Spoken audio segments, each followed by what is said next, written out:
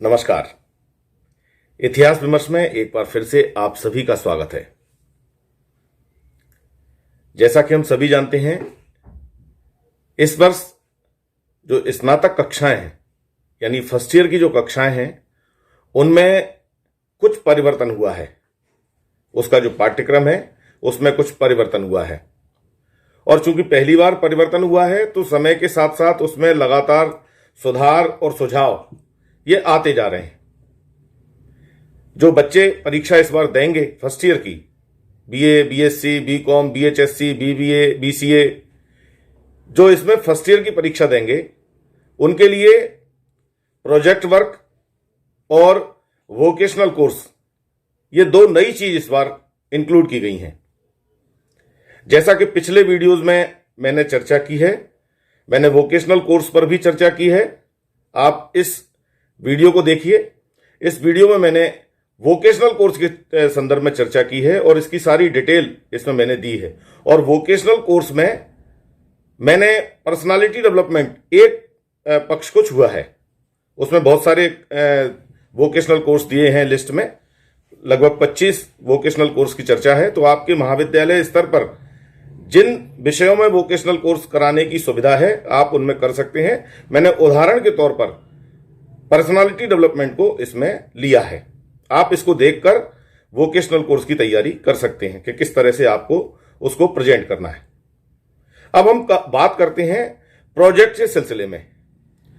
Project वाले part को लेके बहुत से बच्चों में कंफ्यूजन है और प्रोजेक्ट के सिलसिले में मैं 2 वीडियो लेके आया हूं। ये पहली वीडियो है, आप देखिए।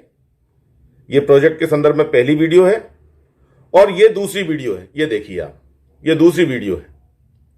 ये 2 वीडियो में प्रोजेक्ट के सिलसिले में लेके आया हूं और मैंने कोशिश की है कि इसमें अधिकांश पक्ष आ जाए, लेकिन फिर भी कुछ बच्चों की ऐसी इच्छा है, जो कमेंट्स बॉक्स में मैंने कमेंट्स पढ़े, कि थोड़ा और स्पष्ट करके इसको बताएं कि P1, P2, P3, P4 ये पार्ट जो हैं इनको कैसे तैयार करेंगे। यदि समूह में हम काम कर रहे हैं तो हम किस प्रकार से इसका प्रेजेंटेशन करेंगे। जो फाइनल हमारी फाइल बनेगी वो कितने पेज की होगी और कैसे बनेगी, मैं उस पर आज चर्चा करने वाला हूं, किस तरीके से आप करेंगे। दूसरा, एक मैं इसी वीडियो के माध्यम से आपको सुझाव और देना चाहूंगा। जैसे कुछ बच्चों को यदि ये लगता है कि ये जो परियोजना कार्य वाला पार्ट है, फील्ड प्रोजेक्ट वाला पार्ट है, इसमें इंटर्नशिप भी है, इसमें सामुदायिक सेवा और जुड़ाव भी है, कम्युनिटी एंगेजमेंट, और इसमें मैंने ये कम्युनिटी एंगेजमेंट के बारे में इस वीडियो में चर्चा की है। आप चाहें तो इसको पूरा देख सकते हैं, किस प्रकार से इसमें C1 और C2 2 रिपोर्ट तैयार होंगी और G4 एक पेपर की आवश्यकता पड़ेगी इसमें, जो आपके फीडबैक के बारे में जानकारी देगा। और इसी प्रकार अगर हम इंटर्नशिप के बारे में चर्चा करें तो ये जो वीडियो है इसमें मैंने इंटर्नशिप के संदर्भ में चर्चा की है और इंटर्नशिप के लिए कैसे A1 और A2 जो प्रोफार्मा है उसे तैयार किया जाएगा वो चर्चा है। और फील्ड प्रोजेक्ट के बारे में तो मैंने पहले ही भी आपको 2 वीडियो बताए थे, इन वीडियो में मैंने चर्चा की है। इसमें सबसे सरल काम जो है वो सामुदायिक जुड़ाव का है, यानी कम्युनिटी एंगेजमेंट का। इसमें बहुत ज्यादा ना तो लिखना है और ना बहुत ज्यादा समस्या है। इसमें जो C1 और C2 2 फॉर्म हैं, C1 रिपोर्ट आप तैयार करेंगे 500 शब्दों की, एक जो जिसके आधार पे आपका आंतरिक मूल्यांकन होगा, एक रिपोर्ट तैयार करनी है। और C2 में आपको 2000 शब्दों में अपनी वो पूरी रिपोर्ट देनी है जो आपने 7 दिन लगातार या आंशिक रूप से 15 दिन काम किया है। चाहे वो आप किसी महिला बाल विकास केंद्र में जाके आपने काम किया हो, किसी वृद्धाश्रम में काम किया हो, नेहरू युवा केंद्र के साथ काम किया हो, या पंचायत भवन में काम किया हो, या आंगनवाड़ी में काम किया हो, वो सारी रिपोर्ट इसमें हम करेंगे। ऐसे ही हम देखें जो इंटर्नशिप है, इसमें हमें G1, G2, G3, G4, जो आप इस वीडियो को आराम से देखें, इसमें सारी व्यवस्था मैंने पहले बताई है, उसमें दोबारा बताने की आवश्यकता नहीं है। ये प्रोफार्मा भी भरने पड़ेंगे और इनके बाद आपको A1 500 शब्दों की रिपोर्ट लिखनी है जिसके आधार पर आपका आंतरिक मूल्यांकन होगा, और A2 ये 2000 शब्द की रिपोर्ट लिखनी है। इसे भी आप ग्रुप में कर सकते हैं। और प्रोजेक्ट वाला पार्ट तो है ही। अब हम बात करते हैं प्रोजेक्ट की। प्रोजेक्ट में बहुत से बच्चों को यह कंफ्यूजन था कि हम रिपोर्ट कैसे पेश करेंगे। तो जब भी हम रिपोर्ट कोई काम करने जाएंगे तो सबसे पहले तो विषय का चयन करेंगे अपने शिक्षक के साथ बैठकर, और ये हम कम से कम 4 और अधिकतम 6 बच्चे एक साथ कर सकते हैं। तो सबसे पहले हम विषय चयन करेंगे और उसका जो पाठ है वो तय करेंगे कि हमें कितने अध्यायों में तैयार करना है। अनुक्रमणिका उसकी तैयार करेंगे कि हम कितने अध्यायों में इस पूरे प्रोजेक्ट को करेंगे 7 दिन में। तो हम मान लो हमने उदाहरण के लिए 3 अध्याय लिए और 6 बच्चे एक साथ ग्रुप में काम कर रहे हैं, तो आप एक बच्चा 2 बच्चे एक अध्याय में जुड़ जाएंगे। यानी वो 2 बच्चे अपनी अपनी रिपोर्ट, यहां ये ध्यान रखें इसमें नकल नहीं होनी है। 2 बच्चे भले ही एक अध्याय पे काम कर रहे हैं, लेकिन वो उसके सारे जो आपने आधार तय किए अध्याय के, वो सारे सभी बच्चे अपने अपने लिखेंगे। यानी 2 बच्चे एक अध्याय लिखेंगे। ऐसे 3 अध्याय 6 बच्चे बांट लेंगे और इसके आधार पे आपकी आंतरिक मूल्यांकन हो जाएगा। और जो फाइनल रिपोर्ट आप P4 में देने वाले हैं 5000 शब्दों की, यह भी आप जो बच्चे मिलके करेंगे तो पार्ट तय कर लेंगे कि इस पार्ट पे आप लिखेंगे, इस पे आप लिखेंगे, इस पे आप, ऐसे करके 6 के 6 बच्चे उस रिपोर्ट को, या आप 6 अध्याय भी इसके बना सकते हैं, एक अध्याय कर सकते हैं, और या 3 अध्याय में 2 विद्यार्थी भी जुड़ सकते हैं। उसके सब चैप्टर्स जो है उनको तय कर लें और उसके आधार पर इनको बांट के जो फाइनल रिपोर्ट होगी वो एक ही बनेगी। वो 4 नहीं बनानी है, अगर 6 नहीं बनानी है, 6 बच्चे हैं तो 6 नहीं बनानी, 4 है तो 4 नहीं बनानी, वो एक ही रिपोर्ट बनेगी। तो उसमें जो आपके अपने इंटरव्यू है, जो पार्ट पे आपने काम किया उसी पार्ट पे आपसे इंटरव्यू लिया जाएगा। जो बाह्य परीक्षक आने वाले हैं विश्वविद्यालय से, वो आपसे उसी विषय पर चर्चा करेंगे जिस विषय पर आपने उस रिपोर्ट में काम किया है।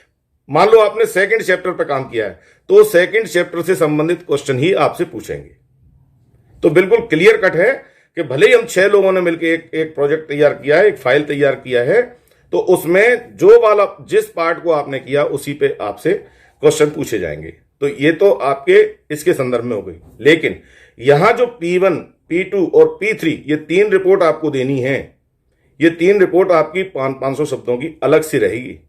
सभी को 500 शब्द जो है वो इसमें लिखने हैं, और लास्ट में जो है वो आपको 5000 शब्दों की फाइनल रिपोर्ट बनानी है। एक चीज तो ये हो गई जो मैंने क्लियर कर दी, और पहले वीडियो में जाके आप देखेंगे तो वो और ज्यादा क्लियर हो जाएगी। अब मैं एक सूचना और आपको दे देता हूं। क्योंकि पहली बार ये सब हुआ है तो इसमें बहुत सारे कंफ्यूजन्स बच्चों को भी हैं, कुछ शिक्षकों को भी हैं। तो उनको दूर करने के लिए समय समय पर हायर एजुकेशन की ओर से ऐसी मीटिंग्स ली जाती हैं, अधिकारियों के साथ बैठक की जाती है, और जो भी फील्ड में समस्याएं आ रही हैं उन समस्याओं का समाधान भी निकाला जा रहा है। तो बहुत से बच्चों ने चूंकि डायरेक्ट MP हायर एजुकेशन पे जाकर, वो MP ऑनलाइन में जाकर उन्होंने डायरेक्ट अपने विषय उस समय चुन लिए थे बिना कॉलेज से पूछ के। तो ऐसे बच्चे 1-2 बार उन्हें अवसर पहले मिला है। तो अभी आप जो प्रवेश पोर्टल है MP हायर एजुकेशन का, उस पर ये प्रवेश पोर्टल खुल रहा है 28 तारीख तक। ऐसे बच्चे जिन्होंने गलती से इलेक्टिव सब्जेक्ट को गलत चुन लिया है, या जिसने फील्ड प्रोजेक्ट नहीं करना चाहता है और वो सामुदायिक कार्य करना चाहता है, कम्युनिटी एंगेजमेंट करना चाहता है, या इंटर्नशिप करना चाहता है, और वो गलती से बिना सूचना के, बिना जानकारी के फील्ड प्रोजेक्ट लिख चुका है, या वो कम्युनिटी चुन चुका है और फील्ड प्रोजेक्ट करना चाहता है, तो ये अवसर उसके लिए है 28 तारीख तक, 28 फरवरी तक। वो जो प्रवेश पोर्टल है MP हायर एजुकेशन का, उस पर जाकर अपने विषय का परिवर्तन कर सकते हैं महाविद्यालय को संज्ञान में लेकर। यानी आप जिस महाविद्यालय से बैठ रहे हैं उस महाविद्यालय में जाकर आप इसकी सूचना दें और संबंधित अधिकारी से मिलकर अपना विषय परिवर्तन करें। क्योंकि समय कम है, परीक्षाएं नजदीक हैं, आने वाले अप्रैल माह में संभवतः आपकी परीक्षाएं होंगी, और कुछ बच्चों को यह कंफ्यूजन है कि शायद हमें ये 3 विषय ही पढ़ने हैं, मेजर, माइनर और इलेक्टिव, बाकी हमें पढ़ना नहीं है। ये तो वैसे ही है, ऐसा नहीं है, ये कंपलसरी है। ये मैं फिर आपको बता रहा हूं, ये कंपलसरी है। और आप जो भी बच्चे इस वीडियो को देख रहे हैं, या आपसे संबंधित जो बच्चे इस वर्ष फर्स्ट ईयर की कक्षा में बैठ रहे हैं, BA, BSc, BHSC, BCom, जो भी BBA वगैरह, और आप उनको जानते हैं, उनको जानकारी नहीं है, और वो अभी तक इतिहास विमर्श से भी नहीं जुड़े हैं जिससे उन तक सूचना पहुंचे, वो अखबार भी नहीं पढ़ते हैं, तो आप कृपया इस वीडियो को उन तक पहुंचाएं, उनको शेयर करें, जिससे वे समय रहते इसका समाधान निकालें। क्योंकि यदि आप प्रोजेक्ट में या वोकेशनल कोर्स में एब्सेंट रहते हैं तो आप पास नहीं माने जाएंगे। कंपलसरी है, 100 नंबर का है, आपको इसमें पास होना ही है, तभी आपकी पहली साल क्लियर होगी। तो आप इससे बचना नहीं है, इससे भागना नहीं है, इसको करना है, समझना है। किसी भी प्रकार की कोई प्रॉब्लम है तो आप उसको बैठकर दूर करें। अगर मेरे लायक कोई व्यवस्था है तो मैं भी उसका आपको जवाब देने को तैयार हूं। कमेंट्स बॉक्स में आप अपनी चर्चा कर सकते हैं।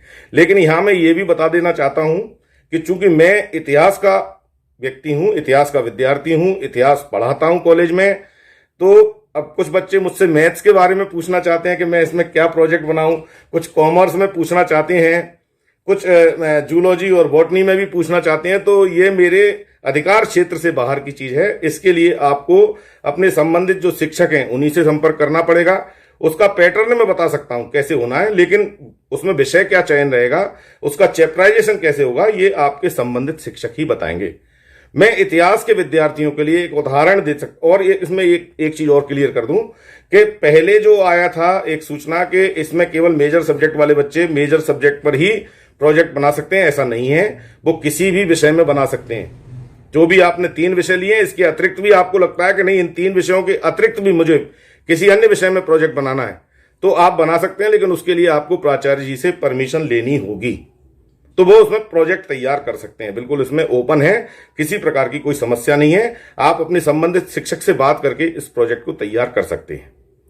और जैसे मैं इतिहास के विषय के विद्यार्थियों के लिए बताना चाहता हूं, एक उदाहरण के तौर पे, आप जरूरी नहीं इसी पे काम करें, चाहे कर सकते हैं या और विषय भी चुन सकते हैं। मान लो अगर किसी ने संग्रहालय पे काम किया, प्रोजेक्ट तैयार कर रहा है, तो G1 फॉर्म भर के ले जाएंगे कॉलेज से, प्रिंसिपल की सील लगा के, और संग्रहालय अध्यक्ष को जमा करेंगे। वहां से G2 फॉर्म लाएंगे और वो प्राचार्य जी को देके G3 फॉर्म लेंगे। फिर दोबारा जाएंगे कि ये बच्चा G3 फॉर्म, ये हमारे महाविद्यालय का छात्र है और आपके संग्रहालय में इस तरह से काम करेगा। या छात्रों का दल 4 या 6 ये जाएंगे। अब आप वहां पहुंचे और आपने 7 दिन वहां काम किया या 15 दिन आंशिक रूप से काम किया, और आपने संग्रहालय की अलग अलग वीथिकाओं को बांट लिया। मान लो 6 चैप्टर आपने बना लिए अपने प्रोजेक्ट रिपोर्ट के।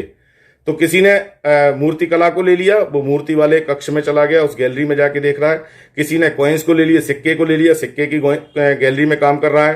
किसी ने आर्कोलॉजिकल जो टूल्स हैं उनकी गैलरी को चुन लिया, उस पर काम कर रहे हैं। किसी ने पेंटिंग वाली गैलरी को चुन लिया, वो उस पर काम कर रहा है। ऐसे आपने अलग अलग गैलरीज पे, किसी ने अभिलेखों की गैलरी चुन ली, किसी ने हथियारों की गैलरी चुन ली, प्राचीन काल के जो हथियार संग्रहालयों में रखे हैं, और उनके आधार पे आपने चैप्टराइजेशन करके अलग अलग 6 चैप्टर बनाए, 6 लोगों ने बांट लिए और उसको कंपाइल करके आपने फाइनल रिपोर्ट तैयार कर दी।